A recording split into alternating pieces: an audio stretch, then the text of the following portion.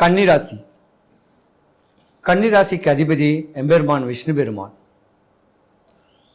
பொதுவாகவே அழகான, அறிவான, அன்பான, பண்பான, படித்த, தாய்மை குணம் உடைய, பாசம் உடைய, நாட்டு மக்கள் மேலேயும் தாய் நாட்டு மேலேயும் பாசம் உடைய ஒரு ராசி யாருன்னு கேட்டால் இந்த கன்னிராசி.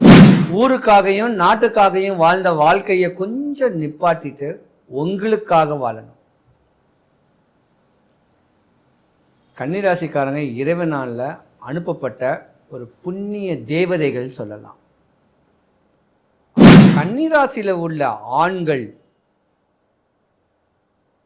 ஹார்மோன்ஸ் குறைவுனால திருநங்கைகளா ஆகக்கூடிய தருணமும் இருக்கு. அந்த மாதிரி தருணத்துல தாய் தகப்பனை விட்டு விலகி போகக்கூடிய ஒரு நேரங்காலங்களும் இருக்கு. கவனமா இருந்துக்குங்க. ஏதோ கிடைச்ச பிடிச்ச வேலையை செஞ்சாவது கணவன் மனைவிக்குள்ள இருக்க வேண்டிய பசியை போக்கக்கூடிய அளவுக்கு உண்டான கஷ்டப்படக்கூடியவங்க, தாம் பிள்ளைங்களை வளர்த்து வாலிபமாக்கி பெரிய லெவலுக்கு கொண்டு போகணும்னு சொல்லக்கூடிய ஆசைகள் உடைய ஒரு ராசிக்காரங்க நீங்க.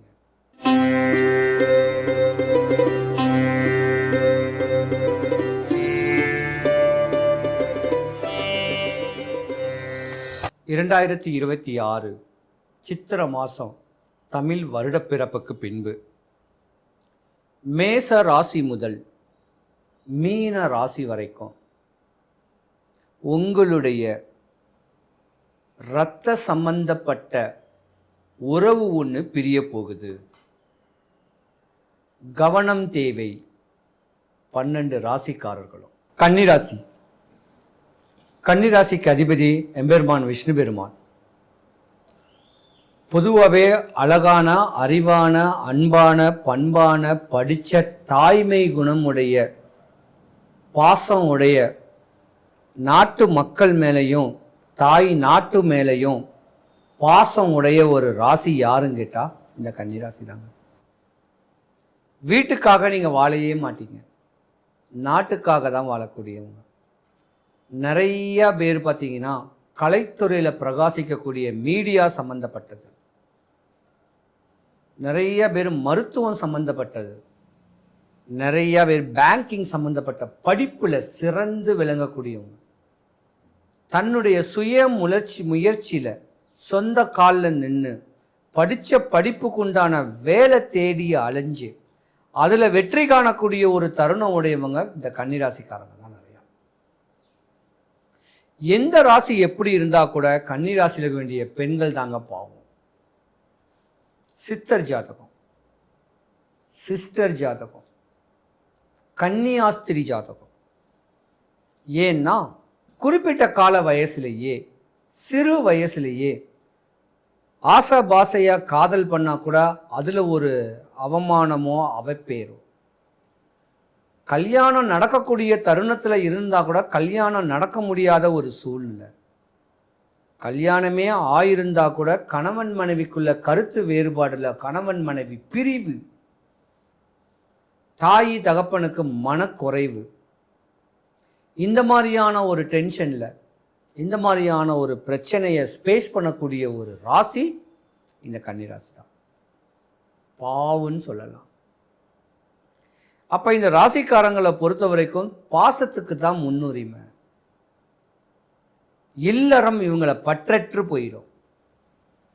இந்த பற்றற்ற நிலையில ஒரு கட்ட காலத்தில் இருந்து குரு மகாதிசையில பிரிவு ஏற்படும். வச்ச பொருள் மாயமாகும்.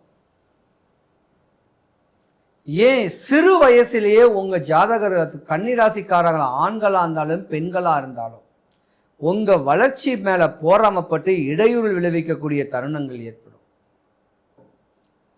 கன்னிராசிக்காரங்களுக்கு ஒரு 45-50 வயசுக்கு மேல உங்க ஆரோக்கியத்து மேல நீங்க கவனமா இருந்தே ஆகணும்.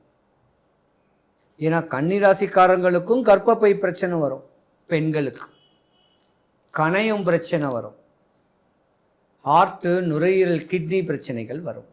நல்லா தண்ணி குடித்து நல்ல ஆரோக்கியமான ஃபுட்டுக்கு சாப்பிட்டு உங்கள் வாழ்க்கையை நீங்கள் தெளிவாக கொண்டு போகணும். ஊருக்காகவும் நாட்டுக்காகவும் வாழ்ந்த வாழ்க்கையை கொஞ்சம் நிப்பாட்டிட்டு உங்களுக்காக வாழணும். கன்னிராசிக்காரங்க இறைவனால அனுப்பப்பட்ட ஒரு புண்ணிய தேவதைகள் சொல்லலாம். நிறைய பேர் சிஸ்டராக தான் இருப்பீங்க. ஹாஸ்பிட்டலில் சிஸ்டராக இருக்காங்கல்ல, அவங்களா தான் இருப்பீங்க. நிறைய பேருக்கு கால தாமதமாக கல்யாணமே நடக்கும். கல்யாணமே நடக்காமல் கூட எவ்வளோ ஜாதகம் கூட இருக்குது. ஆனால் கன்னிராசியில் உள்ள ஆண்கள் ஹார்மோன்ஸ் குறைவுனால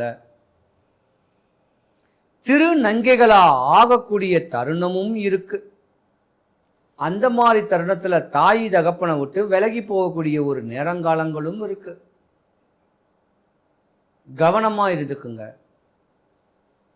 கன்னிராசிக்காரங்க பொதுவாக தொழிற்கல்விகள், ஒரு நர்சிங் இன்ஸ்டியூட்டு, இப்படி 7 குழந்தைங்க படிக்கணும்னு சொல்லக்கூடிய இன்ஸ்டியூட்டு, இதெல்லாம் நிறையா செய்யணும் அப்படின்னு சொல்லக்கூடிய ஆசைகள் இருப்பீங்க. 70% கன்னிராசிக்கார பெண்களுக்கு 2 தாரத்து தோஷமே இருக்கு. தாரம் நிற்காம தாரத்தில் இடையூறுல் வந்து அடுத்த தாரத்தினால ஒரு வாழ்க்கை நல்லபடியா அமையுமா அப்படின்னு ஆதங்கத்தில் ஓடி ஆடி அலைஞ்சிக்கிட்டு இருக்கிறவங்களும் இருக்காங்க. கன்னி ராசிக்கார பெண்களை கிட்ட மற்ற ராசிக்காரங்க கொடுத்து வச்சிருக்கணும். பாசக்கார ஜாதகங்க. ஏதோ கிடைச்ச பிடிச்ச வேலையை செஞ்சாவது கணவன் மனைவிக்குள்ள இருக்க வேண்டிய பசியை போக்கக்கூடிய அளவுக்கு உண்டான கஷ்டப்படக்கூடியவங்க. தாம் பிள்ளைங்களை வளர்த்து வாலிபமாக்கி பெரிய லெவலுக்கு கொண்டு போகணும்னு சொல்லக்கூடிய ஆசைகள் உடைய ஒரு ராசிக்காரங்க நீங்க. கன்னிராசிக்கார ஆண்கள் நிறைய பேர் பார்த்தீங்கன்னா ஜட உடம்போட இறைவனுக்கு தொண்டு செய்கிற மாதிரி இந்த மாதிரியான ஒரு அமைப்பை தான் நிறைய பேர் பெற்றிருப்பீங்க. கன்னிராசிக்காரங்களுக்கு ஆயுசு அதிகம். 50 வயசுலேருந்து 80 வயசு வரையும் கூட உயிரோடு இருப்பீங்க. தாங்கறிய தான் சாப்பிட்டுக்கிட்டு இருந்து அந்த நாடி நரம்புந்தா கூட அந்த கம்பீர தோற்றத்தோடு இருப்பீங்க. கன்னிராசிக்கார பெண்களுக்கும் உங்கள் மருமகள்களுக்கும் ஆவாது. உங்களுக்கு எதிரியாக கூட இருக்கக்கூடிய வாய்ப்பு நிறையாவே இருக்குது. 2026 கன்னிராசிக்கு கண்டக சனி நடக்குது. பெண்கள் தான் உங்கள் உடல்நல குறைவை கவனிக்கணும். பெண்களுக்குத்தான் அடுத்தவங்க இடையூறுள் விளைவிப்பாங்க. கன்னிராசிக்கார பெண்களுக்கு உங்கள் குலதெய்வத்தை வழிபடுங்க, உங்கள் முன்னோர் வழிபாடை பண்ணுங்க. இப்படி ஒரு பக்குவங்கள் பண்ணிட்டு வந்தீங்கன்னா கன்னிராசிக்காரங்களுக்கு தலைமுடி மட்டும்தான் கொட்டும், கவலைப்படாதீங்க. மேற்படி ஏதாவது ஒரு ப்ராப்ளங்கள் இருக்கிற மாதிரி இருந்தால் கன்னிராசிக்காரங்க உங்கள் ஜாதகத்தை நல்ல ஜோதிடத்தை கொடுத்து வருங்காலம் எப்படி இருக்குன்னு சொல்லி கேட்டுக்குங்க. கன்னிராசிக்கார அன்பர்கள் அனைவருக்கும் சுபிக்ஷம், ஐஸ்வர்யம், கடாட்சியம் கிடைக்க எம்பெருமான் வல்லக்கோட்டை முருகனுடைய அருளாட்சி உங்களுக்கு பரிபூர்ணமாக கிடைக்க இறைவனை நான் குடும்பத்தில் ஒற்றுமையா எல்லாருமே இருக்கிறதுக்கும் எந்த விரயங்களும் ஆகாமல் இருக்க இந்த ஒரு சின்ன ஒரு பரிகாரத்தை பண்ணிங்கன்னா யாருக்கும் எந்த குறையும் வராது. சென்னை தாம்பரத்துக்கு மிக அருகில் இருக்கக்கூடிய வல்லக்கோட்டை முருகன் கோவில். இந்த கோயிலுக்கு ஒரு 5 வாரம் வரேன்னு வேண்டிக்கிங்க. வாரம் போகிறதுக்கு முன்ன ஒரே ஒரு சேவல் வாங்கி உங்கள் வீட்டு வாசலில் கட்டி போட்டு தீனி போடுங்க. 5வது வாரம் அந்த சேவலை எடுத்துட்டு கோயிலுக்கு கொண்டு போயிட்டு கோயில் அதிகாரிகள் கிட்டையாவது கோயில் குருக்கள் கிட்டையாவது கேட்டு நான் இந்த மாதிரியான ஒரு பரிகாரத்தை இந்த கோயிலுக்கு இந்த சேவலை நியமிச்சு விடுறேன் அப்படின்னு கேட்டிங்கன்னா அவங்க ஒரு வழிபாடை ஒன்று சொல்லுவாங்க.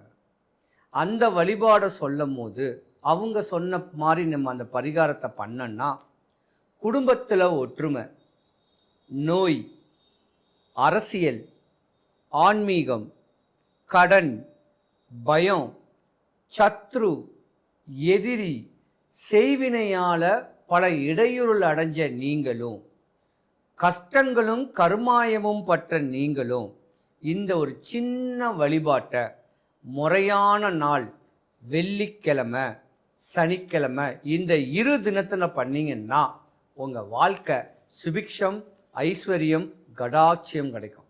சிவாய நமः.